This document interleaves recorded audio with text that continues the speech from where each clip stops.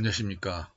저는 약선을 좋아하고 약선을 사랑하는 영남외국어대학 약선영양조리과 문광철입니다.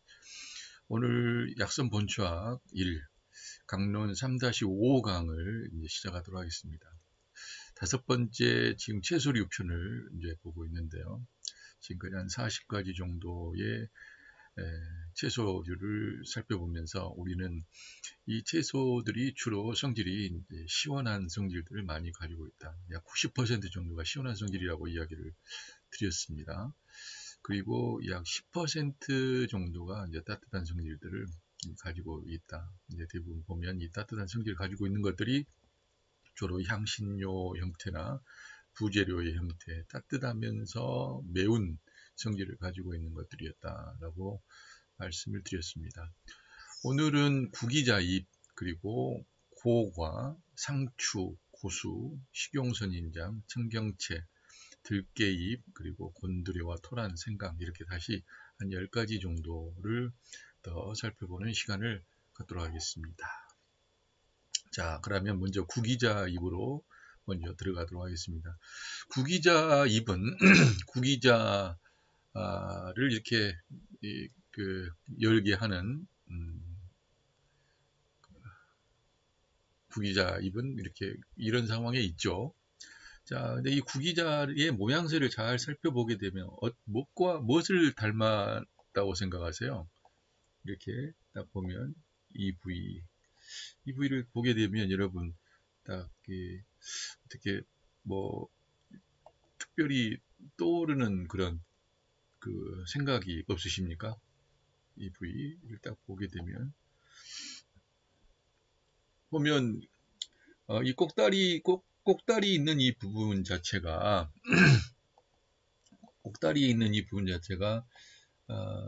가지를 담기도 하고 고추를 담기도 했잖아요. 그래서 여러분이 아신지는 모르겠지만 이 구기자는 고추과에 속합니다. 고추과에 속해요. 그래서 일단 매운맛이 있어야 되는데 매운맛이 그렇게 강하지는 않아요. 왜냐하면 성질이 구기자도 역시 성질은 평하게 되어 있거든요. 그래서 평한 성질을 가지고 있어서 그 성질이 평합니다. 그래서 이게 그렇게 매운 성질들은 아니에요. 일반적으로 좀 따뜻한 성질을 가지고 있거나 뜨거운 성질을 가지고 있을수록 이제 매운 것을 볼 수가 있습니다. 근데 평하기 때문에 일단 이파리 같은 경우도 약간 매운 부분은 있어요. 그러나 그 맵다라고 이야기하기는 좀 그렇고 좀 시원하다라고 이야기하는 게 더 맞지 않을까 싶습니다. 그리고 이게 이제 우리 본초상으로 보게 되게 되면 구기자의 뿌리는 아주 차갑다고 해요. 대한에 속하게 되어집니다. 그래서 열을 내리는데 아주 강력하게 열을 내리는. 그러나 지금은 이제 구기자나 구기자 이파리 같은 경우에는 보음을 하는데 음기를 보충하는 데 있어서 없어서는 안 되는 약선의 아주 귀중한 재료로 활용이 되고 있습니다. 자, 그래서 우리 이제 이 구기자를 좀 이제 살펴보시겠는데요. 요즘 구기자가 어느 지역에 가게 되면 가로수로 이렇게 심어 놓은 데도 있어요. 가을이 되게 되면 이제 고기가 빨갛게 이렇게 열려 있기 때문에 보기는 좋긴 한데 저 구기자들을 과연 따서 어떻게 활용을 할까? 예, 각종 중금속의 매연으로 미세먼지의 영향을 받은 저 구기자를 도대체 어찌하란 말이냐 이런 생각이 들게끔 하는데 우리가 이 약용작물들을 국내에서 재배하고 있는 이 부분들을 만약에 구입을 하시게 되어진다 한다면 이건 참 생각을 잘 하셔야 됩니다.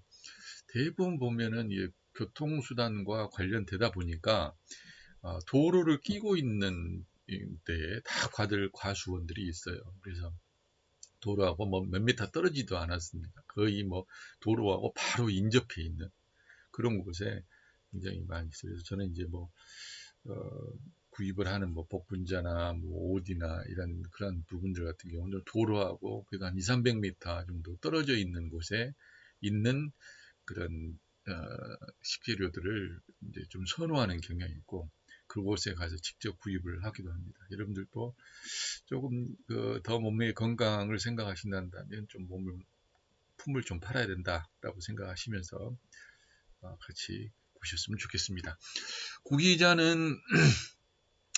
구기자는 허증으로 인해서 열이 나면서 허열이죠. 어지르면서 음기가 부족한 겁니다. 허증으로 인해서 열이 나면서 고혈압으로 인해 두통이 나타난 사람에게 적합하고 열독으로 인해서 피부에 종기가 있는 사람, 눈이 붓고 또 붉고 붓거나 야맹증, 백내장, 시력감퇴에 효과가 있습니다.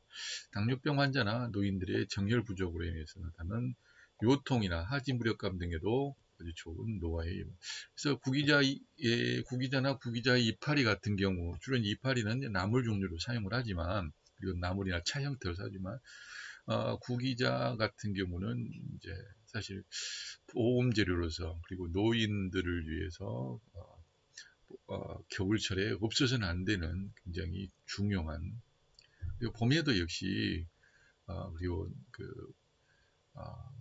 아주 굉장히 많이 사용되어지는 식재료라고 볼 수가 있겠습니다. 지난번에도 누누이 말씀을 드린 것과 마찬가지로 이 채소류의 종류는 성질이 차서 비위가 차고 변이 묵은 사람에게는 좋지 않다라고 이야기를 드렸어요. 그러니까 이런 경우에는 먹지 말라라고 하는 부분이 아니라 주의하라. 가능하면은 좀 따뜻하게 만들어서 먹어라 라고 하는 그런 의미를 담고 있다는 것을 여러분 아시고 성질이 차기 때문에 비위에 변이 물고 붉게 나오는 사람 소화가 잘 안 되는 사람은 먹어서는 안 되는구나 이렇게 생각하시면 안 됩니다. 이걸 좀 따뜻하게 해서 따뜻한 상태로 이제 드시게 되어지면 그러나 뭐 일단은 음기를 보충하는 이런 부분이기 때문에 너무 지나치게 또 섭취를 하게 되어지면 이 소화에는 항상 문제가 됩니다. 왜냐하면 음기를 보충하는 부분들의 약재들이 주로 성질이 차갑기도 하지만은 소화가 잘 안 되기도 해요. 차갑기 때문에 소화가 잘 안 되기도 하지만 이런 부분들을 여러분이 생각을 하시고 보셨으면 좋겠습니다. 자, 구기자 이파리를 가지고 이제 죽을 끓이는 방법이 이제 두 가지가 소개되고 있어요. 하나는 이제 구기자 이파리, 그 다음에 대파, 사백, 두지, 그 다음에 쌀을 넣고 죽을 만듭니다. 또 하나는 구기자 이파리 쌀을 넣고 아주 간단하게 쌀을 넣고 죽을 끓이는 방법이에요. 그런데 이 구기자 자체가 두 개 다 이 보관신하는 간과 신장을 보호하는 부족하는 부분을 더해주는 그런 효능들을 가지고 있기 때문에 허리 다리가 아프고 눈이 붉고 그 다음에 풍습성 B통 관절염 형태입니다. 관절염을 가지고 있는 경우에 효과가 있습니다. 그리고 구기자 잎갱이죠. 구기자 잎갱은 구기자 잎 100g, 청호잎 30g, 대파 한 묶음, 그 다음에 두지 20g, 두지를 물에 넣고 물의 절반으로 줄 때까지 끓여서 즙을 만들고 구기자 잎과 청호잎을 넣고 끓여서 다시 갱으로 만들어 먹습니다. 속에서 허열이 나거나 어깨나 등이 아프고 두통이 있을 때 음식을 그리고 또 음식이 잘 내려가지 않을 때 이제 효과가 있겠습니다. 그리고 이 약성론에 의하게 되면 구기자 이파리는 정이 부족한 증상을 보하고 얼굴색을 좋게 하고 눈을 밝게 하고 정신을 안정시킨다 이렇게 기록하고 있고요. 생초 약성 비요라고 하는 곳에 보면 눈을 밝게 하고 신장을 보호하며 태아를 안정시키고 중초를 편안하게 하며 허혈을 내리는 효능이 있다. 부인들의 하혈에 좋다. 이렇게 기록이 되어 있는 것을 볼 수가 있습니다. 그리고 이 구기자 이파리는 봄이나 여름에 부드러운 잎을 따서서 볶아 먹기도 하고 차로 대용하여 마시기도 합니다. 고대 의학자들은 구기자잎을 예찬하였는데 약성론에서는 정열을 보하여 모든 부족한 증상에 좋고 얼굴색을 좋게 하며 눈을 밝게 하고 정신을 안정시킨다라고 이렇게 예찬을 하고 있어요. 그래서 또 식료본초에서도 근육을 튼튼하게 하고 늙지 않게 하고 진골을 튼튼하게 한다. 그러니까 굉장히 그 고대 의학자들은 이 구기자잎을 찬양하는 예찬하는 이런 것을 볼 수가 있습니다. 우리가 구기자 이파리뿐만 아니라 예전에 그 고추 이파리도 이렇게 따서 드시잖아요. 그러면 그 맛이 굉장히 좋잖아요. 그런 것처럼 말씀드린 것처럼 구기자도 고추과에 속한다. 좀 큰 우리가 여러분들이 아시다시피 고추가 이제 그 1년생으로 많이들 알고 계시지만 고추도 역시 단연생이거든요. 단연생이고 구기자도 단연생입니다. 그러나 구기자 같은 경우는 비교적 이 겨울을 내는데 찬 것을 이겨내는데 아, 그, 그 바탕이 돼 있고 그러나 고추 같은 경우에는 이제 겨울을 내기 어렵다 보니까는 아, 1년 쓰지 않고 그냥 그, 그 절기에 심었다가 이제 결국에는 뿌리를 다 뽑아버리는 그런 이유도 있지만 실제로 어디 예천입니까 어디인가에는 고추를 한 고추나무에서 뭐 수백 킬로의 고추를 딴다고 하는 그런 이야기도 들었어요. 그래서 고추를 오랫동안 이제 키울 수가 있다. 제가 여기서 이야기 드리는 거는 고추 이파리를 가지고 그 나무를 무쳐 먹듯이 또 그리고 고추 이파리를 가지고 하듯이 구기자 이파리도 역시 같이 하게 되어지면 그 맛은 고추 이파리와 같이 이렇게 맛을 풍미를 즐길 수도 있다. 그렇게 말씀을 드립니다. 다음으로는 우리 고과를 살펴보도록 하겠습니다. 고과 여러분이 잘 알고 계시죠? 여지라고도 이야기합니다. 그래서 아주 시원한 양과라고도 이야기를 하고요. 홍구냥이라고도 이야기를 합니다. 이게 이제 익지 않았을 때는 이렇게 파란 부분이 있다가 점점 익으면서 노랗게 이렇게 익어가는 것을 볼 수 있어요. 그리고 이 고과를 딱 이렇게 잘라보게 되면 안 자체가 위장의 모습을 담기도 하고 소위 생긴 것 자체가 우리 그 이자하고 비슷하다고 생각을 할 수도 있거든요. 이자하고 비슷하다고 생각할 수 있고 또 안에 보게 되면 그 씨앗들의 모양과 얼키설키 설켜 있는 이 모습 자체가 마치 똑같이 생겼냐면은 그 심장 안의 형태와 비슷하다.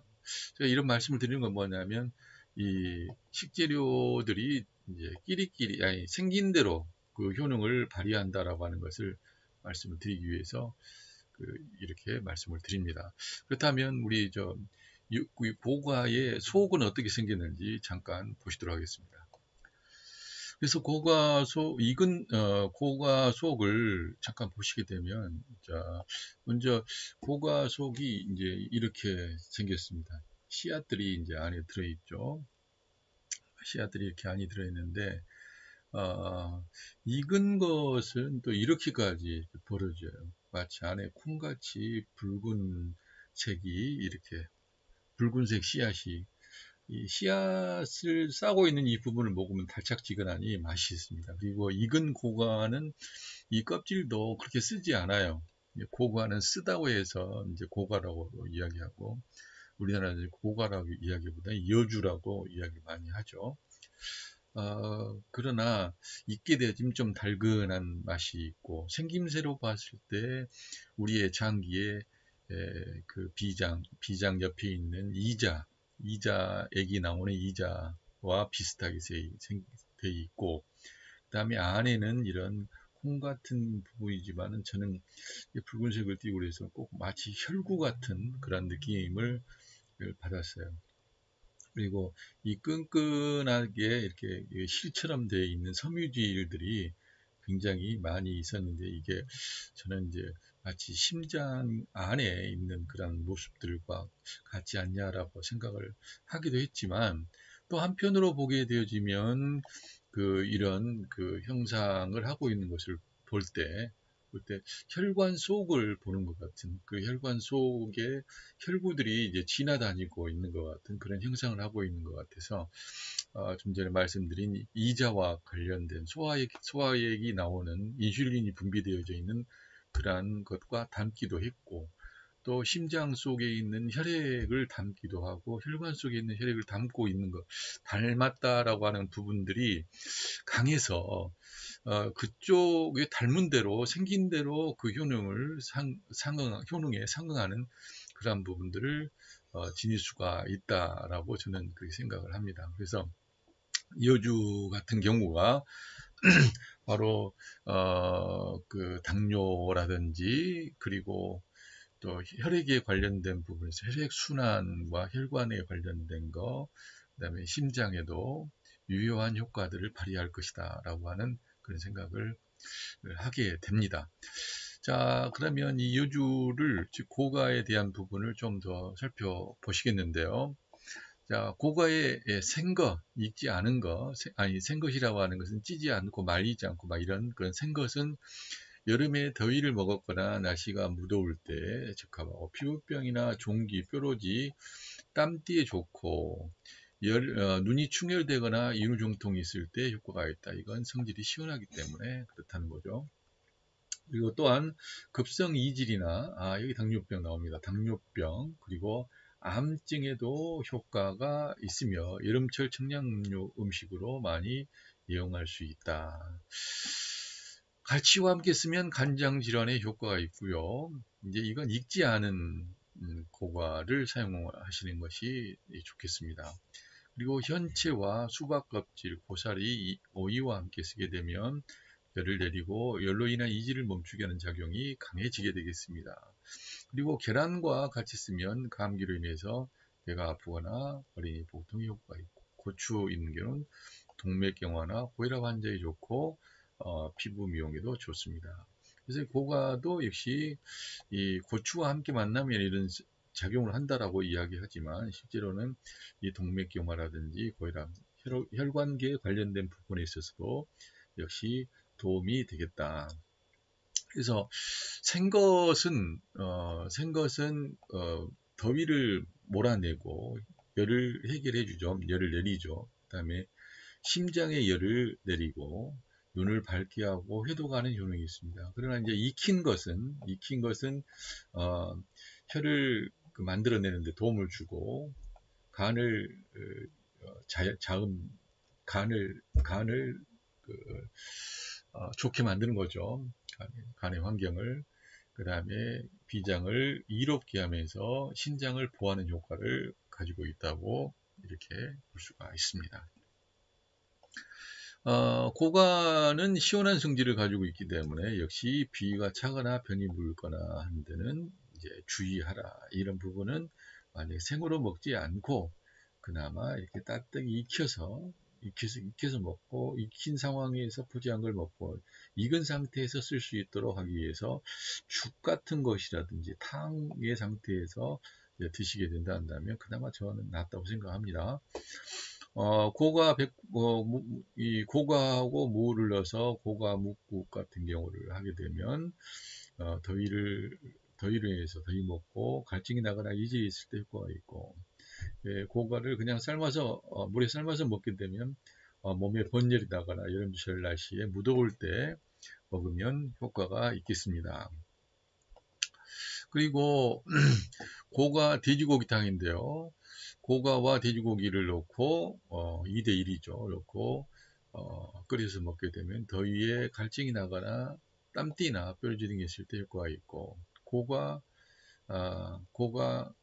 민닭 날개, 닭 날개와 고가, 생강즙, 황주, 그 다음에 콩기름, 설탕, 콩가루, 이제 홍청물, 대파, 이와 같은 재료를 넣고 순서대로 넣고 볶아서 물을 붓고 졸이게 되면 비장을 윤택하게 하고 신장을 보호하며 간을 보호하면서 눈을 밝게 하고 열을 내린다라고 이야기를 하고 있습니다. 수식어 음식고에 의하게 되면 푸른 고간은 쓰고 차며 열을 내리고 눈을 밝히며 심장열을 내린다. 간장이나 소금에 절이기도 하며 생것은 고기와 함께 볶아 삶아서 먹게 되어지면 쓴맛이 적어진다. 더운 여름이라도 육즙은 응고되어서 중초가 찬 사람은 먹지 않는 것이 좋다. 익히면 색이 붉어지고 익으면 색이 붉어지고 성질은 평하여 맛은 다릅니다. 그리고 양혈자간 피를 만들어내면서 간을 이제 윤택하게 해주고요. 윤비 보존한다. 비장을 윤택하게 하고 그 다음에 신장을 보호하는 그런 작용이 있겠습니다. 선주본초에 의하게 되면 번열, 소갈로 갈증이 나거나 풍열로 눈이 붉어지고 더위를 있을 때는 식히고 이지를 치료한다. 그래서 소갈로 갈증이 있는 것은 이제 당뇨 같은 그런 부분, 당뇨의 증상의 형태로 갈증이 나게 될 때 이 고가를 사용하면 좋다. 현대의 연구에 의해서도 발표된 내용이 있게 되는데 크게 발표된 내용은 이 세 가지가 있어요. 고가에는 인슐린과 같은 물질, 다테피가 있어서 고가분을 캡슐에 담아가지고 임상 실험을 했는데 효과가 있다고 밝혀진 것입니다. 그리고 미국에서는 고가에 들어있는 단백지방의 일종인 성분이 동물 내의 면역세포를 증강시키고 자극하는 능력이 있어서 항암약을 만들었다고 해요. 일본에서는 이 고가의 고가 단백의 단백을 추출해 가지고 에이즈 병균에 저항하는 물질을 만들어 활동기를 연장시키는 효과를 보았다고 이야기합니다. 그래서 좀 전에도 말씀드린 것과 마찬가지로 고가의 모양이 생김새가 혈관과 혈액과 관련이 있고 또 생김새가 이자와 닮은 부분이 있는 거죠. 생과에는 인지되지만 다 익인 성숙과에서는 이런 색깔 그리고 이게 움뚫움뚫 피어나고 있는 이런 모션 이런 그 형태 자체가 이자의 모습을 이제 담고 있는 거죠. 이자. 자, 그러면 우리 이제 상추를 보시도록 하겠습니다. 상추는 여기에 보시는 것과 마찬가지로 보는 것과 같이 청금채라고도 해서 청금을 주고도 바꾸지 않는 그 채소다라고 이야기를 할 정도로 굉장히 값어치 있는 겁니다. 그러나 이제 흔하게 우리가 요즘은 재배를 하다 보니까 이게 아주 흔한 것이 되었지만 예전에는 이 상추는 임금들이나 먹는 아주 귀하디 귀한 그런 재료였죠. 성질은 차갑습니다. 그렇기 때문에 이런 마늘 종류와 이런 따뜻한 성질을 가지고 있는 깻잎과 함께 사용을 하게 되면 굉장히 큰 효과를 발휘할 수가 있죠. 상추만 사용을 하게 되면 이제 속이 차갑기 때문에 성질이 차갑기 때문에 비장과 위장 그리고 소화시키는 데 있어서 어떻게 효과적인 방법은 아니라고 볼 수 있겠어요. 자, 상추는 어린이의 생장 발육과 치아를 갈 때 먹으면 좋고 치아가 이제 새로 날 때 먹으면 좋고 소변이 잘 안 나오거나 피가 섞여 나오는 증상에도 그리고 수종에도 효과가 있다. 고혈압, 심장병, 부정맥에도 좋고 당뇨, 암, 비만 등에도 즉 성인병 예방에도 효과가 있다. 또한 출산 후에 모유가 잘 나오지 않거나 술을 많이 먹는 사람에게도 좋은 식품이다. 이처럼 상추는 이뇨작용과 그다음에 우유를 산모의 우유가 잘 통하게 하고, 그 다음에 발육을 도우면서 열을 내리고 해독하는 작용이 뛰어난 청금채인데, 마늘과 만나게 되면 고혈압의 고지혈증에도 효과를 발휘하게 되어지고, 토끼고기와 함께 쓰게 되면 영양 흡수가 잘 되고 소화가 잘 됩니다. 두부와 함께 사용하게 되면 해독하는 이 독을 배출하는 효과가 더욱더 증강되어지고 얼굴색이 좋아진다고 이야기를 하고 있어요. 그래서 상추는 굉장히 현대인에게 필요한, 특히 이 고혈압과 고지혈증, 혈관에 문제가 발생하는 혈관 내에 탁한 피, 고지혈과 이런 증상이 있는 경우에 더욱더 많이 사용을 해야 된다고 볼 수가 있겠습니다. 어린이의 성장 발육과 치아를 갈 때 먹으면 좋고, 소변이 잘 나오지 않거나 피가 섞여 나오는 증상에 좋다고 이야기했죠. 앞에서도 수정이 효과, 고혈압과 심장벽 부종에도 좋다. 당뇨암 환자에게 좋다. 출산 후에 모유가 잘 안 나오는 경우도 좋고, 술을 많이 먹는 사람이 좋다라고 이야기를 드렸는데, 역시 시원한 성질이 있다 보니까 비위가 찬 사람은 좋지 않다라고 이야기를 했어요.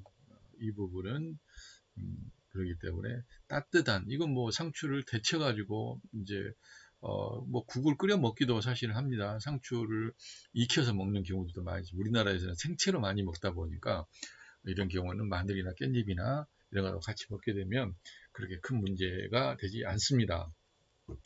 전남 본청에서는 모든 안과 질환에는 먹지 말라라고 이야기를 하고 있고요. 그리고 상추에는 초산과 통풍을 일으키는 성분이 있기 때문에 통풍 환자는 먹지 않는 것이 좋다. 어떤 환자는 먹는 것이 좋지 않다고요? 통풍 환자는 먹지 않는 것이 좋다. 익혀서 먹는, 고래도 먹었다 한다면 익혀서 먹는 것은 조금 낫습니다. 자, 상추에 대한 부분으로 상추씨죽, 상추씨와 감초, 쌀을 빻아서 감초와 쌀을 넣고 죽을 끓여 먹습니다. 그러면 산모가 모유가 안 나올 때 상추대 해파리 무침, 이 상추대가 참 맛있어요. 상추대를 껍질을 벗기고 채 썰어서 해파리를 데쳐서 무쳐 먹는다. 모유가 안 나오거나 효과가 있다. 이건 굉장히 맛이 좋습니다. 상추대는 껍질을 벗겨서 살짝 데쳐서 먹게 되면 굉장히 맛있어요. 그리고 상추 껍질을 벗기고 그 대를 쓰기도 하고, 상추대 껍질을 가지고 역시 그것도 채 썰어서 사용하는 것도 굉장히 좋습니다. 상추탕, 상추 이파리 말린 것, 그 다음에 하엽, 백편두를 물에 끓여서 하루에 2번씩 먹게 되면 가슴에 있는 통증을 내리는 데 효과가 있겠습니다. 일용본초에 의하면 맛이 쓰고 차고 평하다라고 이야기를 하고, 오장을 좋게 하고 금고를 보호하고 흰경막에 열을 내리고 경맥을 통하게 하고 입냄새를 없애고 치아를 하얗게 하고 눈을 밝게 한다. 본초 강목에 하면 유즙을 잘 통하게 하고 소변을 잘 나오게 하고 벌레나 뱀의 독을 없앤다. 의림찬요에 의하면 심장에 열을 내리고 화상으로 인한 독을 없앤다라고 기록이 되어 있습니다. 그리고 이 최근 연구에 의하게 되어지면 상추는 여러 가지 미네랄, 미량 원소를 많이 함유하고 있기 때문에 암을 유발하는 물질을 분해하는 효능도 있을 뿐만 아니라 암 예방에도 일정한 효과가 있는 것으로, 그래서 특히 위암 환자나 간암 그리고 장암에 효과가 있다. 우리나라의 위암이 뭐 세계 1위고 대장암이 세계 4위, 2위 뭐 이런 이제 1위를 또 치고 있다라고 이야기를 하는 입장에서는 이 상추는 상당히 좋은.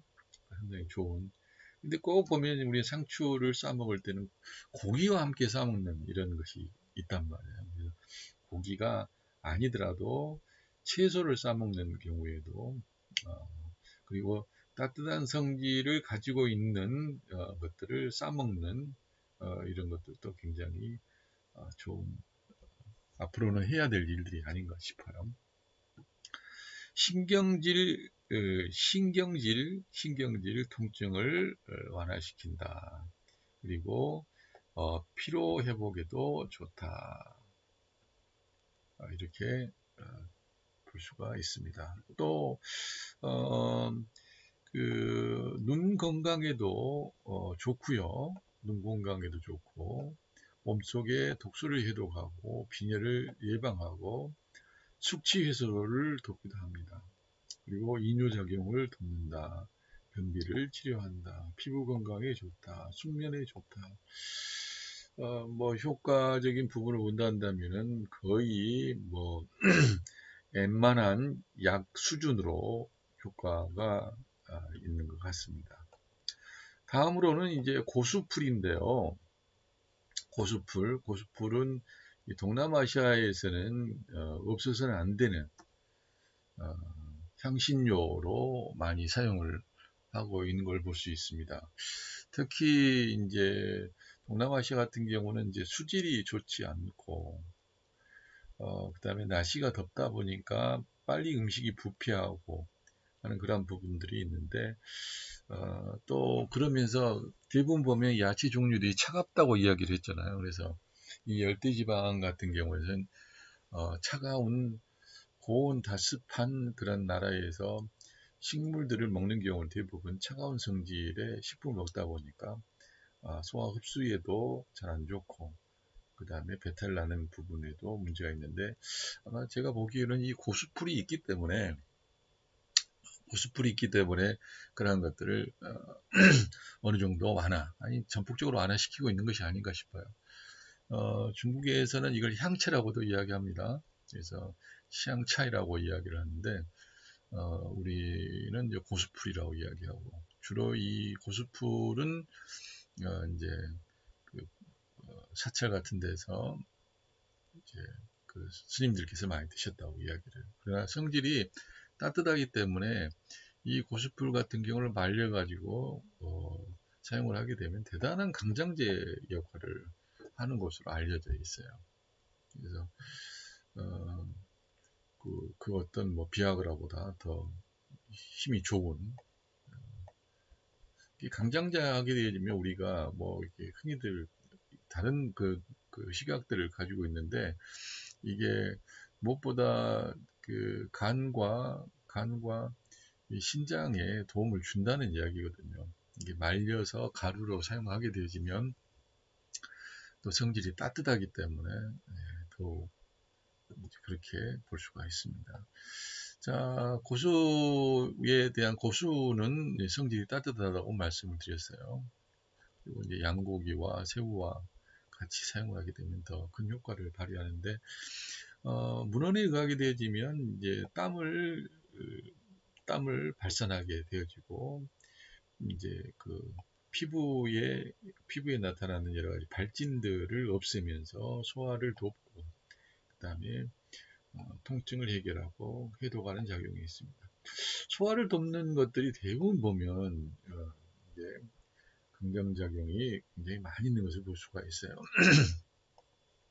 어린이의 풍진, 두진, 마진 등 독성 있는 전염성 피부병에 효과가 있고 유행성 감기가 유행하는 기간이나 독감에 걸린 사람들 또한 독감 예방에 효과가 있다. 또한 식욕부진이나 배가 더부르고 소화가 되지 않을 때 건유제로 좋고 조리할 때 고기나 생선에 들어있는 독성을 제거하는 효과가 있다. 고대 의학과나 민간에서는 이 고수풀, 즉 향채는 발물식품으로 돼 있어요. 알러지의 가능성이 있는 거죠. 고질병을 일으킬 수가 있는. 그래서 따라서 임파결핵이나 천식, 암증, 홍반성 낭창, 용종 이런 피부병 환자 같은 경우는 좀 주의하는 게 좋고 입냄새가 많이 나는 사람이나 치주염이 있는 사람도 역시 좋지가 않습니다. 왜냐하면 대부분 보면 이 입냄새가 나는 경우에는 위장에 열이 있는 경우에 나타나거든요. 그런데 이 고수폴이 성질이 따뜻하다 보니까 이 따뜻한 것과 입냄새와의 관계를 하게 되면 이게 더 입냄새가 강해질 수가 있고, 피부병 같은 경우도 주로 그 열성으로 인해서 나타난 거기 때문에 이 따뜻한 성질 것과 따뜻한 것이 같이 만나게 되어지면 좋을 일이 없습니다. 그래서 이 바늘로 찌른 것 같은 자통, 이런 통증들은 바로 한성이지만, 피부병 같은 그런 뭐 가려움으로 나타나는 이런 여러 가지 가려움 병들은 따뜻한 그 열성으로 인해서 나타나는 질병이라고 볼 수가 있습니다. 자, 그렇지만 이 향채를 활용하는 부분에 있어서는 우리가 향채탕이 있겠는데요. 이 고수풀을 그냥 끓는 물에 끓여가지고 차 대용으로 마시는 겁니다. 그러면 알러지성 피부 두드러기 초기에 효과가 있고요. 그 다음에 향채 황두탕 같은 경우는 향채와 황두를 넣고 물을 끓여서 먹게 되어지면 풍한 감기와 유행성 감기로 인한 두통에도 효과가 있습니다. 뭐 이 그 향채하고 그 메주콩을 넣었다고 해서 맛이 있겠나? 오히려 이 메주콩을 약간 으깨서 삶게 되지, 이게 같이 끓여 먹게 되면 굉장히 감칠맛이 있고 맛이 좋습니다. 차로 활용하는 데 있어서 일반적인 식물성 재료와 함께는 이 대두콩을 넣으면 감칠맛이 굉장히 많이 살아납니다. 향채 곱창이 있는데요. 기름기가 많은 이 돼지 곱창과 향채, 그리고 참기름, 대파, 생강, 간장, 소금, 설탕, 요리술 이런 거민가루를 약간을 넣어서 볶아서 하게 되어지면 대변에 피가 섞여 나올 때 효과가 있는 것으로. 본초 강목에 의하면 향채는 맵고 따뜻하며 방향성이 있어서 안으로는 심장과 피장을 통하게 하고 밖으로는 사지에 도달하게 하여 좋지 않은 기운을 피하게 한다. 따라서 두창으로 잘 통하지 않는 사람을 통하게 하고, 가오본초에 의하면 소화를 돕고 오장을 편안하게 하고 부족한 것을 보하고 대소장을 잘 통하게 한다. 아래 백기운을 통하게 하고 사지의 열을 뽑아내고 두통을 멈추게 하고 두드러기를 치료한다. 의림찬요 약성편에 의하게 되면 향채는 간을 보하고 폐를 내리고 기운은 위로 올라가며 분산시키고 그 기운이 도달하지 않는 것이 없으며 발산하는 기운은 대파와 같다. 그러나 기운만으로 작용을 한다.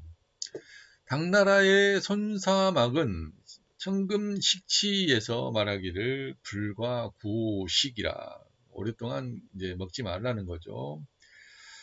그러게 되어지면 기억력이 감퇴될 수 있다. 이제 그 건망증 같은 것이 이제 많아질 수가 있다. 이렇게 볼 수가 있어요. 향채를 많이 먹으면 기억력이 감퇴된다는 말이 있는데, 향채의 방향성이 어떤 성분의 대뇌 작용에 자극이 일어나는 현상으로 너무 많이 먹는 것은 피하는 것이 좋다. 일반적으로 봤을 때 향이 많이 있는 그런 향신료, 매운 음식들을 많이 먹으면 이와 같은 작용이 있다는 것을 아셔야 돼요. 그래서 인도의 아유르베다에 의하게 되면 우리 뭐 대파나 생강이나 이런 양파나 이런 향채 종류들, 고추 종류들, 흔히들 그 뭡니까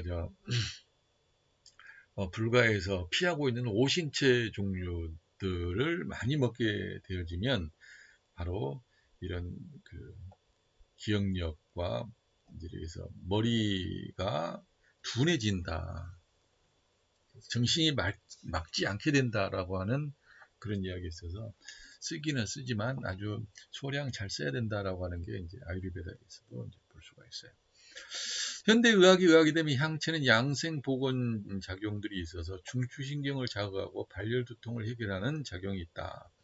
외주 혈액순환을 촉진시키고 바이러스성 질병 또는 특히 이 피부 두드러기 등의 모세혈관에 침투하는 바이러스를 제거하는 효능이 있는 것으로 밝혀지고 있습니다. 다음으로는 식용선진장에 대해서 살펴보도록 하겠습니다. 식용선인장, 우리 그 식용선인장을 요즘은 많이들 이제 먹고 있어요. 그래서 성질은 시원한 성질을 가지고 있습니다. 관음장이라고도 이야기를 하죠. 관음장이라고도 이야기. 식용선인장은 만성위염이 있거나 위 12장 궤양에 출혈이 있는 사람에게 효과가 있습니다. 가슴이 두근거리거나 잠이 오지 않는 사람이나 암증, 당뇨, 심혈관 질환에 효과가 있다. 돼지 위와 함께 쓰면 위 12장 궤양 출혈하는데 더욱 효과가 있고요. 설탕이나 꿀과 함께 쓰면 불면증이나 가슴 두근거릴 때 천식에도 효과가 있겠습니다. 식용선인장입니다. 성질은 차갑습니다. 시원한 것이 아니라 아주 차갑다는 거 기억을 하시고요. 만성 위염이 있거나 위 12장 궤양 출혈 있는 사람에게는 효과가 있으며 가슴이 두근거림이 있다. 이런 경우 효과가 있다고 그랬어요. 그러나 위가 찬 사람이나 한증, 천식이 있는 사람에는 좋지가 않다. 차가운 상황이기 때문에 식용선인장 자체가 차가운데 차가운 건 좋지 않은 거죠. 선인장차 열증에는 좋겠지만 한증에는 좋지 않은 거죠. 선인장 소고기 볶음, 선인장 소비 장부위가 있겠어요. 다음으로는 우리 청경채를 보시도록 하겠습니다. 청경채는 청채라고도 이야기를 하고요. 숭채라고도 이야기를 합니다. 참 모양이 이파리와 줄기가 아주 굉장히 예쁘죠. 잘 생겼어요. 고급스럽게 그다음에 깔끔하게 생긴 걸 볼 수가 있어요. 그래서 저는 이 청채는 줄기와 이파리다. 간과 심장이다. 줄기가 간이라고 이야기하면 다시 말씀드리지만 이파리는 심장이다. 심장과 닮았다. 그래서 간과 심장 쪽을 생각하신다면 이 청경채, 칭차에 그 다음에 숭채를 우리가 가까이에 하는 이쪽에 관련된 요리들도 요즘은 이 숭채는 이 청경채는 주로 이제 샤브샤브 하는 데서 많이 사용을 하고 있는데 다른 방향으로도 많이 우리가 좀 연구들을 해야 될 필요가 있겠어요. 청경채는 만성 습관성 변비가 있는 사람이나 감기, 폐열, 기침 환자에게 적합하고 여러 가지 질병, 열병을 식용하는 것이 좋겠습니다. 열을 내리고 가슴에 흉민이라고 하는 것은 가슴이 답답한 증상이 심장의 증상 아니겠어요? 그 다음에 장과 이를 잘 통하게 하고 담을 몰아내면서 폐기를 통하게 하고 기침을 멈추게 하고 진액을 만들면서 갈증을 해결하는 닭날개와 두부하고 같이 쓰게 되면 천식계 그리고 간 기능에 효과가 있고요. 새우 표고버섯과 쓰면 신장을 튼튼하게 하고 두뇌를 총명하고 변을 잘 보게 합니다. 산약과 단호박은 같이 쓰면 좋지 않겠습니다. 시원한 성질을 갖고 있기 때문에 비위가 차거나 변이 묽게 나오는 사람들은 이걸 차갑게 해서 드시지 말고 따뜻하게 뜨겁게 해서 먹되 만약에 그래도 이제 이런 경우에는 양을 소식하는 것이 좋겠습니다. 숭채갱이 있고요. 일무 숭채죽이 있고 숭채즙이 있겠습니다. 명이볼록이 의하게 되면 장과 위를 잘 통하게 하여 가슴이 답답한 증상이나 술을 많이 마셔서 갈증이 날 때 효과가 있다. 식료본초에 가게 되면 소갈병에 좋다. 전남본초에 가게 되면 담을 없애고 기침을 없애고 소변을 잘 통하게 폐혈을 내린다. 숭채는 성질이 평하고 맛이 달며 위를 튼튼하게 한다. 고기 요리에 좋다. 채소 중에서 가장 좋다. 그렇게 이야기를 하고 있기도 합니다. 다음으로는 우리 들깨잎을 보시도록 하겠습니다. 들깨잎. 들깨잎은 우리 한국 사람들이 굉장히 사랑하는 채소 중에 하나죠. 생선의 독을 풀어주는데 그 다음에 꽃의 색깔로 봤을 때 하얀색을 떼고 있는 것을 봤을 때 이건 폐의 기운을 발산시키는 폐의 기운을 빨아 올리는 효과가 있는 것을 볼 수가 있습니다. 그래서 꽃으로 하얀색을 피워지는 거죠. 무엇보다 그래서 이 꽃이 지고 나면 이제 열매가 맺혀지는데, 열매는 검은색이지만 속은 하얀색을 가지고 있고, 거피를 하고 난 들깨 가루는 하얀색을 띠는 것을 볼 수가 있습니다. 폐와 밀접한 관련이 있으리라고 우리는 짐작할 수가 있죠. 들깨잎은 풍한으로 인한 감기 증상에 콧물을 흐르거나 기침, 재채기 등의 효과가 있으며, 위가 차서 소화가 잘 되지 않고 더부룩하고 배가 소리가 나고 설사하는 증상이 좋습니다. 꽃게를 조리할 때, 즉 해산물을 조리할 때 넣으면 향이 좋고, 게의 독, 해산물의 독을 없애는 역할을 합니다. 그래서 해산물 요리하는 데는 반드시 들어가면 좋죠. 특히 요즘과 같은 호흡기에 문제가 항상 있을 수 있는 여지가 있는 코로나의 바이러스의 세대에서는 바로 그 들깨잎을 상용하는 것이 참 의미가 있다고 생각합니다. 돼지 간과 쓰게 되면 보혈 효과가 있고, 수박은 청열 해독 작용을 증진하는 경향이 있겠습니다. 잉어하고는 사용하지 않는 게 좋겠습니다.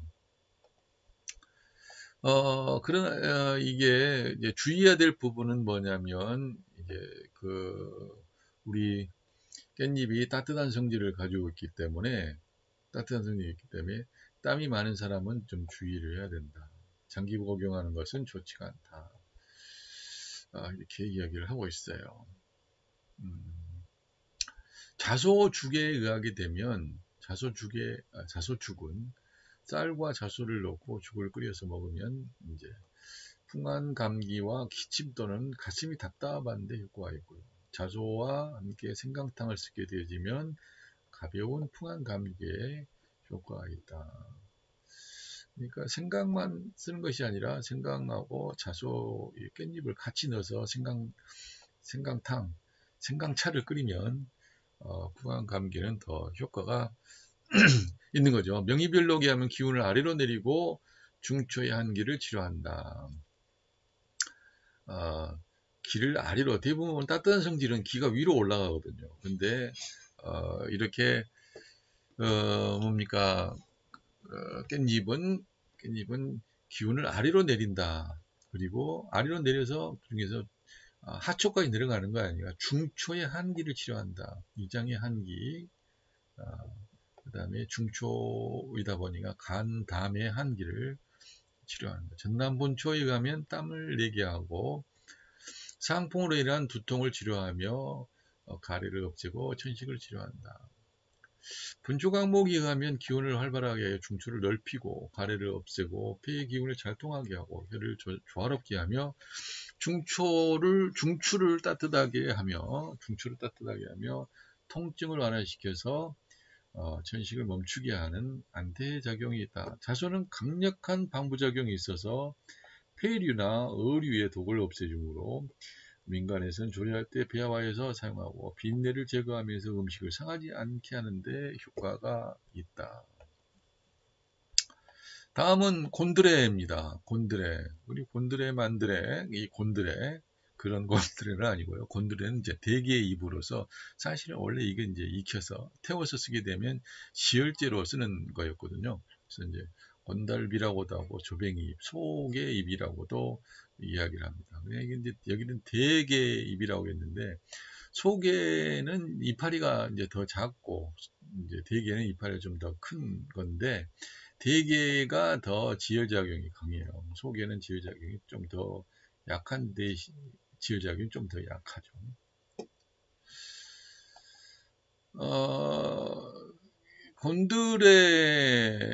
곤드레는 엉겅퀴죠. 엉겅퀴는 혈액에 열이 있어서 종기 나거나 그다음 피부 트러블이 있는 증상에 치료하고 각종 치료 증상, 각혈, 토혈, 코피, 하열, 혈변 등을 치료한다. 그래서 피를 시원하게 해서 지혈작용이 있다. 그 다음에 어혈을 없애는 작용이 있고 해독작용이 있다.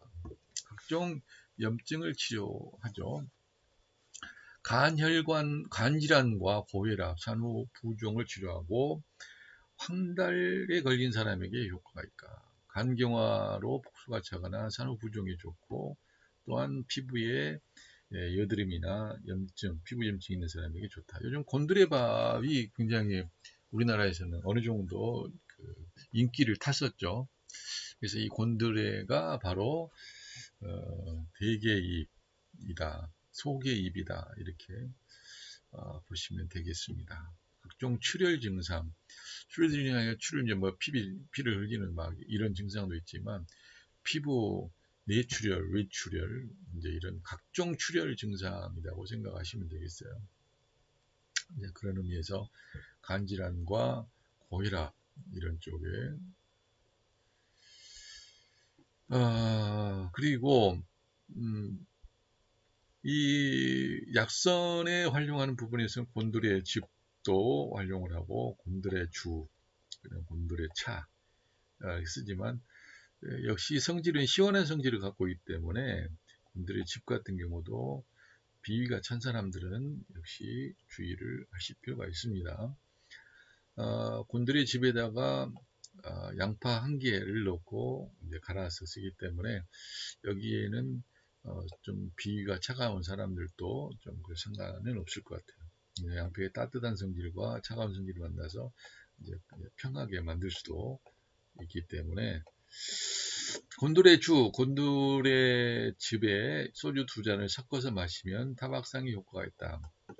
곤드레를 팬에 슬쩍 볶아서 말린 후에 뜨거운 물에서 많이 먹게 되어지면 좋다라고 하는 거죠. 자, 그리고 그 곤드레 모근즙, 신선한 곤드레, 그 다음에 신선한 모근을 녹즙기에 갈아서 빙탕을 넣어 마신다. 어린이가 코피를 흘리거나 소변에 피가 나올 때 효과가 있다. 곤드레밥, 곤드레 나무를 푹 삶아서 들기름이나 소금, 표고버섯에 다져서 이제 조물조물 묻혀가지고 압력밥에 깔고 솥에 깔고 밥을 합니다. 그래서 밥이 다 되면 잘 섞어서 절여내서 먹게 되어지면 다이어트에 효과가 있으며 이뇨작용과 혈압을 낮추는 데 효과가 있겠습니다. 곤드레는 대표적인 그 지혈제로 우리가 많이 사용하기 때문에 여러 책에서 이제 같이 기록되고 있는 것을 볼 수가 있어요. 그리고 이걸 우리 동의보감에도 본초 강목에도 일화자 본주에도 본초 강목 수뷰에도 어혈 피를 지혈작용하는 이런 부분들을 잘 소개를 하고 있는데요.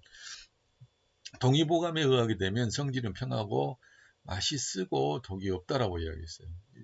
성질이 차갑다고 이야기했는데 시원하다고 이야기했는데 동의보감은 성질이 평하게 기록이 되고 있습니다. 어혈을 풀게 하고 피를 토하는 것, 코피를 흘리는 것을 먹게 한다. 옹종과 옴과 버짐을 낫게 한다. 여자의 적대야를 낫게 한다. 적백대야를 낫게 한다. 대야를 낫게 한다는 거죠. 그 다음에 정을 보태주고 혀를 보호한다. 곳곳에서 자라는데 음력 5월에 금방 도달한 잎을 뜯어서 9월에 뿌리를 캐 그늘에서 말린다. 본초 강목에 하면 지정이다라고 이야기했어요. 띠딩이라고 이야기하고 이건 즉 엉겅퀴다.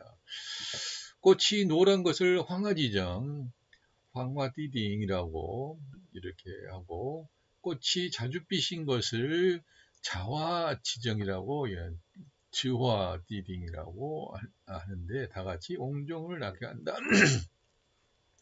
일화자 본초에 의하게 되면 곤드레 뿌리는 성질이 차고 독이 없으며 열독으로 가슴이 답답한 증상을 치료하고 소화가 잘 되게 하고 열을 내리고 허증을 보한다. 생즙을 마시면 열을 내린다. 화를 내리고 바람을 잘 통하게 하고 가래를 삭히고 모든 옹종이나 창상을 치료한다. 곤드레는 동양의학에서 혈액을 식히고 혈액에 열을 내리고 지혈하는 작용에 아주 사용되어지는 속의 잎을 말한다고 이야기를 하고 있어요. 잎이 부드러울 때는 채취해서 나물로 사용하거나 말려서 보관하면서 가난했던 시절 부족한 끼니를 푸짐하게 하기 위해서 쌀을 조금 넣고 밥을 해서 여러 식구와 같이 먹었었던 구황식물이기도 하다. 큰 잎사귀가 큰 잎사귀에 긴 뿌리가 특징인 산나물인데 정식 이름은 고려엉겅퀴라고 이야기합니다.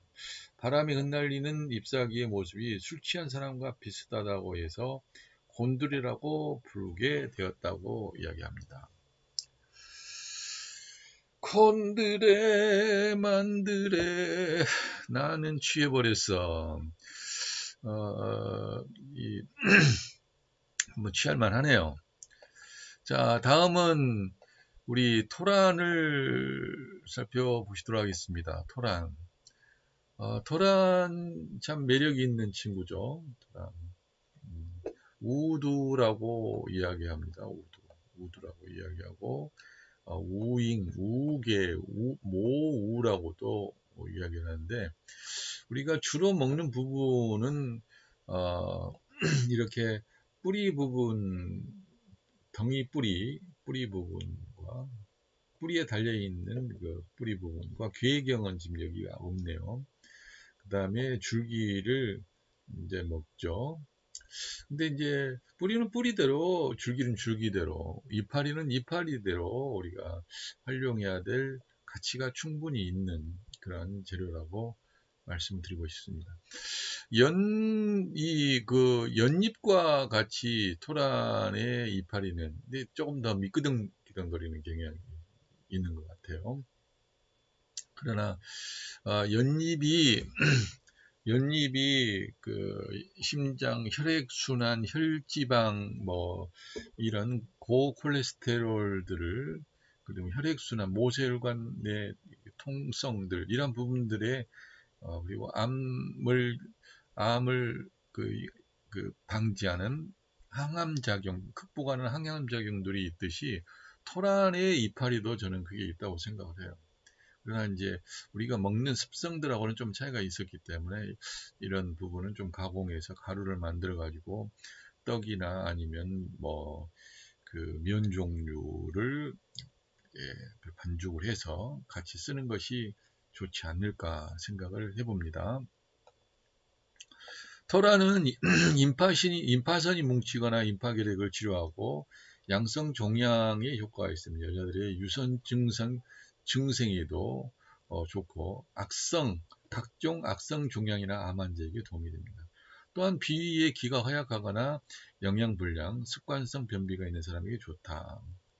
그래서 주의해야 될 부분은 이제 독이 있기 때문에 생으로 먹지 않는 게 좋고, 전분과 탄수화물이 많이 함유되고 있어서 당뇨 환자는 많이 먹으면 좋지 않습니다. 많이 먹으면 기체가 발생하므로 배가 창만한 사람은 좋지가 않다. 우리가 먹으면 얼마나 많이 먹겠어요. 적당하게 좀 어느 정도 꾸준히 드셔보는 것이 좋다고 생각합니다. 토란죽을 두 개를 지금 소개하고 있습니다. 하나는 토란과 찹쌀을 이용해서 죽을 끓여서 이제 필요가 심할 때 먹으면 좋은 경우이고, 마른 토란가루에 쌀을 적당히 넣어서 이제 죽을 끓여 먹는 경우, 임파결핵이나 만성 임파선염에 효과가 있다. 이렇게 소개가 되고 있고요. 그 다음에 그 토란 돼지 갈비찜,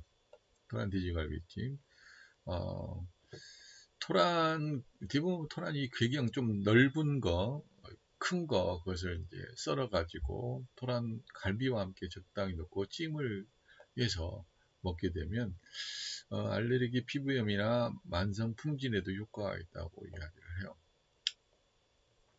그리고 이와 장을 넓혀주고 살과 피부를 충실하게 중초를 미끄럽게 한다.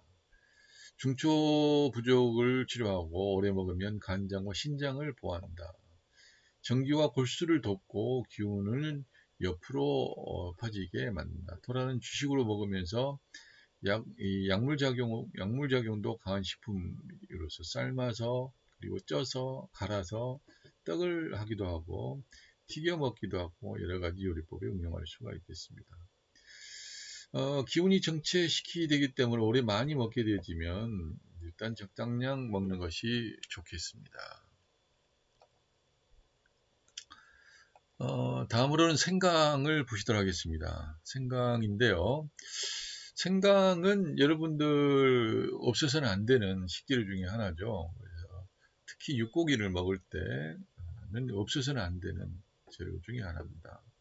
그리고 생강하게 되어지면 따뜻한 성질을 가지고 있어서 뭘 반드시 떠올리셔야 될 필요가 있냐면은 양기를 보충하고자 할 때 생강을 빼고 보충한다. 이건 이제 있어서는 안 돼요. 자연스럽게 생강을 가지고 양기를 보충하고 우리가 이제 양생학적으로 봤을 때는 그러면 양기를 보충하기에 가장 좋은 시기는 어떤 시기냐? 여름으로 보거든요. 여름에는 양기가 많이 있기 때문에 양기를 보충하기 아주 수월합니다. 음기를 보충하기에 수월한 경우는 이제 오히려 겨울에 음기가 많기 때문에 겨울에 보충하기에 아주 좋은 거죠. 그래서 양기를 보충하는 부분에 있어서는 생강을 보충하고 이 여름에는 그러니까 생강을 많이 먹고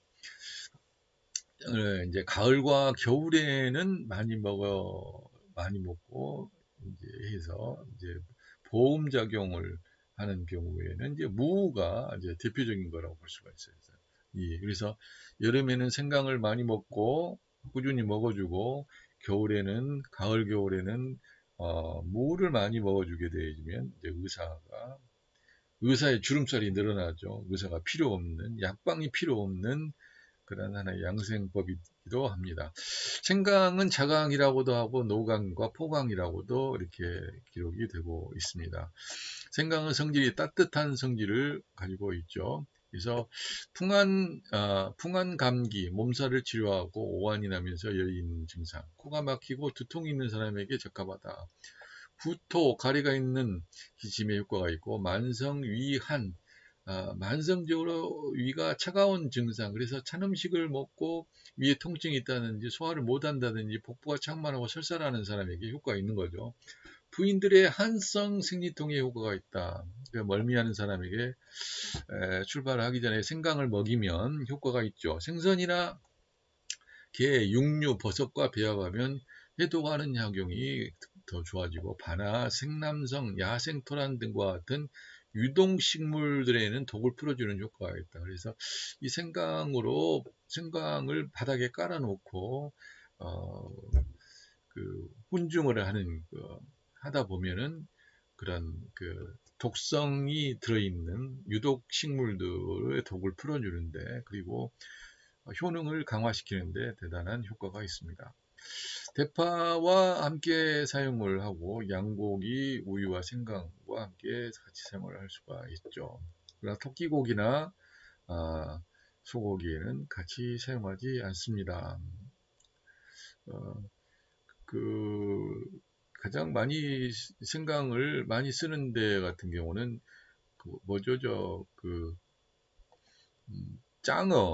장어하고는 이 생강을 굉장히 같이 많이 사용을 하는데 소고기하고는 사용하지 않는다. 기억을 해 두시기 바랍니다. 주의사항으로는 생강은 성질이 따뜻한 성질을 가지고 있기 때문에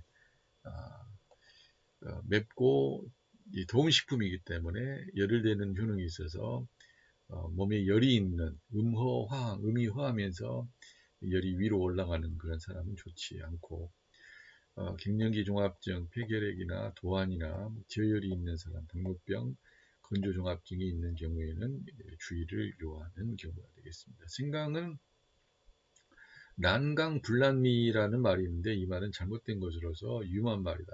그래서 생강이 부패되게 되면 독성 물질이 생기는데 이 독성은 간세포를 변형시켜서 죽게 하고 암세포를 변형을 유도하므로 부패한 생강은 먹지 않는 게 좋다. 부패한 생강은 먹지 않는 게 좋죠. 자, 그리고 생강 자소엽차가 있고요. 생강 자소엽차, 생강차, 그 다음에 생강 진피음, 생강 대추주, 생강 추리탕, 생강 총 백무탕. 생강 자소엽차는 생강과 자소엽을 넣어서 차를 끓여서 마시게 되면 풍간 감기에 효과가 있고요. 생강차는 생강에 그냥 하게 되면 그냥 기침에 효과가 있는 거죠. 생강 진피음은 생강과 진피를 넣고 차를 끓여 먹이는 만성 위염과 위통, 구토에 효과가 있습니다. 기운을 아래로 내려주는 작용을 할 거거든요. 이 진피를 사용을 하기 때문에. 그러나 제가 볼 때는 생강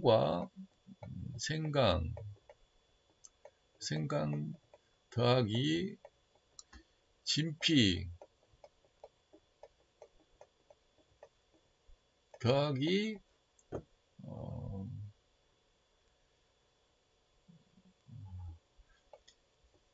육개를 같이 사용을 하게 되어지면 육개를 함께 같이 사용하게 되면 생강의 양기를 아래로 내려서 육개에 도달, 즉 뭐냐면 신장의 양기를 도울 수 있는 신장의 양기를 복돋을 수 있는 그러한 것으로 작용을 할 수도 있어요. 그래서 생강, 진피, 육개탕이나 육개음 같은 경우는 신장에까지도 효과를 기대할 수 있겠다라고 하는 걸 여러분들에게 한번 전달을 해드리고 싶습니다. 생강이 양기를 보충하는 데서 없어서는 안 되는, 그리고 진피는 기운을 아래로 내려주는데 하죠. 그러면서 보호한단 말이에요. 근데 어디에다가 보호를 더 할 거냐? 신장의 양기, 즉 육계, 신장을 튼튼하게 해주는데 더 사용한다 한다면 생강, 진피, 육계를 같이 사용하게 되면, 그래서 군생활 할 때도 그 생강차에 그 계피차 같이 곁들인 이런 차를 군대 보초 설 때 이제 많이 마셨던 기억이 납니다. 자, 그리고요, 생강은 방향성이 있어서 맵고 건의식품이다. 노화를 방지하는 효능이 있고 체내의 유해산소를 제거한다. 수동파의 동파 잡지에서 보면 항주 전당 정예사의 스님 중 한 사람이 80세에 학과 같은 동안을 유지하고 있었는데 이 스님은 40년 동안 생강을 복용해서 늙지 않았다라고 기재하고 있어요. 일본 학자는 생강은 담결석을 방지하는 효능이 있고 그 원리는 생강은 전립선 호르몬 합성을 억제시키고 담즙 중에 점성 단백질 함량을 낮추는 작용이 있어서 담결석을 예방한다. 따라서 생강은 만성 담낭염, 당관염, 담결석에 유익하다. 이런 생강을 말린 것이 이제 건강이라고 하는데 성미와 귀경은 생강과 비슷합니다. 그러나 생강에 비해서 발한산한 작용, 땀을 배출하면서 한을 없애는 작용과 온중난위 작용, 그 중초를 따뜻하게 하면서 그 위장을 부드럽게 하는 작용이 강하다. 그래서 생강은 표면으로 작용하고 건강은 안으로 들어간다라고 이렇게 기록되어 있는 것을 볼 수 있습니다. 일반적으로 우리가 생강은 마늘에 비해서 한 2분의 1 정도 사용을 많이를 하고 있어요. 그래서 마늘을 한 2 정도 쓰면 생강은 한 1 정도 사용을 하고 있는데 여러분들이 생강을 잘 사용하는 거, 그러나 위에서도 잠깐 말씀드린 것처럼 상한 그런 생강 같은 경우에는 이 간세포를 변형시켜서 또 암세포를 변형을 유도하기 때문에 부패한 생강은 먹지 말아야, 부패하지 않는 아주 깨끗한 생강을 잘 사용하시기를 간절히 바랍니다. 자, 오늘은 여기까지 하겠는데요. 오늘 살펴본 내용들은 지금 생강을 보시고 그 다음에 토란을 봤습니다. 그리고 곤드레를 보셨고요. 들깻잎과 청경채, 식용선인장과 고수풀, 그리고 상추와 고과를 우리가 살펴보았습니다. 그리고 구기자 이파리를 마지막으로 우리가 살펴봤는데요. 오늘 또 한 시간을 안 넘기려고 제가 좀 해봤는데, 좀 줄여봤는데, 여전히 한 시간이 넘어버렸네요. 자, 다음 시간까지, 이제 채소류는 이제 한 번 남았습니다. 6번 강의인데, 한 번 마지막을 하고, 다음번에는 버섯을 다뤄볼까 합니다. 버섯 종류요. 채소 종류를 지금 현재 5번 했는데 한 번만 더 하고, 다음 만나시는 시간까지 건강하고 행복한 시간 되시기를 간절히 바라겠습니다. 감사합니다.